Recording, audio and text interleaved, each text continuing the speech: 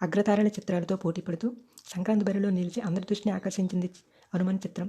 తేజ సజ్జా కథానాయకుడిగా ప్రశాంత్ వర్మ రూపొందించిన super hero చిత్రం ఇది.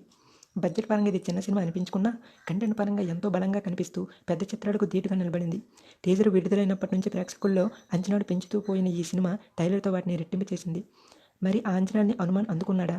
ఈ నయా సూపర్ హీరో సాహసాలు ప్రేక్షకులకి ఎలాంటి వినోదాన్ని పంచిచ్చాయి? కథలోకి వస్తే సౌరాష్ట్రలో ఉండే మైకేల్కు చిన్నప్పటి నుంచి సూపర్ హీరో అవ్వాలని బలమైన కోరిక.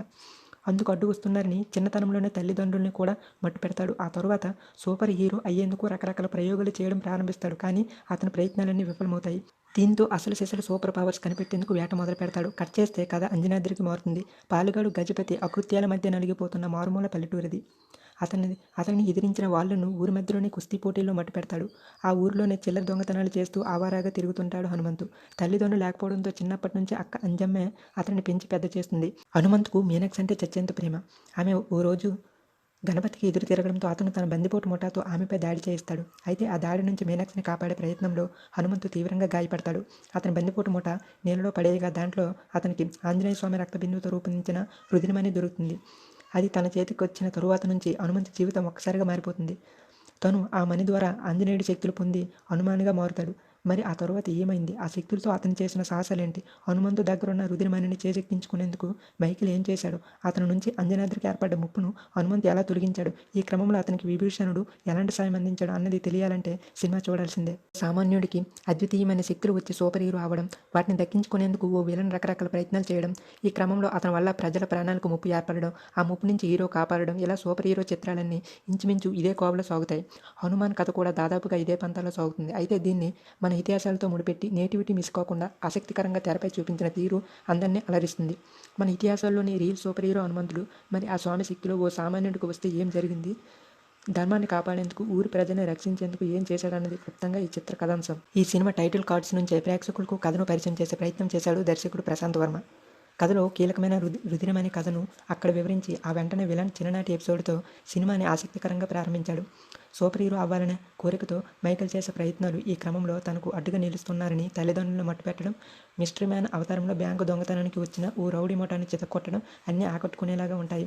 ఇక అంజనాద్రి ఊరు దాన్ని పరిచయం చేసిన తీరు కనువిందుగా ఉంటుంది. కానీ ఆ తరువాత నుంచి కథ కాస్త నెమ్మదిస్తుంది. హీరో పరిచయ సన్నివేశాలు పర్వాలేదనిపిస్తాయి. మీనాక్షితో అతని ప్రేమ కథ పెద్దగా ఫీల్ ఉండదు. ఊరి పాలిగాడు గజేంద్రకు ఎదురు తిరగడం, అతను మీనాక్షిని చంపేందుకు తన బందిపోటు ముఠాను రంగంలో దించడంతో కథ వేగం పుంజుకుంటుంది. ఇక హీరో ఆ ముఠా చేతిలో చావు దెబ్బలు తిని నదిలో పడటం, అక్కడ అతనికి రుధిరమని దొరకడం కథ ఒక్కసారిగా మలుపు తిరుగుతుంది. హనుమంతుకు సూపర్ పవర్స్ వచ్చినప్పటి నుంచి కథ సూపర్ ఫాస్ట్ ఎక్స్ప్రెస్లా పరుగులు పెడుతుంది. అతను తన శక్తిని ఉపయోగించి స్కూల్లోని రౌడీ మొక్కకు బుద్ధి చెప్పే సన్నివేశాలు నవ్వులు పూయిస్తాయి. ఇక విరామానికి ముందు పాలిగాడు గజేంద్రతో అతని కుస్తీ పోటీలో పాల్గొనే ఎపిసోడ్ భలే కిక్కిస్తుంది. అదే సమయంలో మైకేల్ను అంజనాద్రిలోకి దింపి సెకండ్ హాఫ్పై మరింత ఆసక్తి కలిగించే ప్రయత్నం చేశాడు.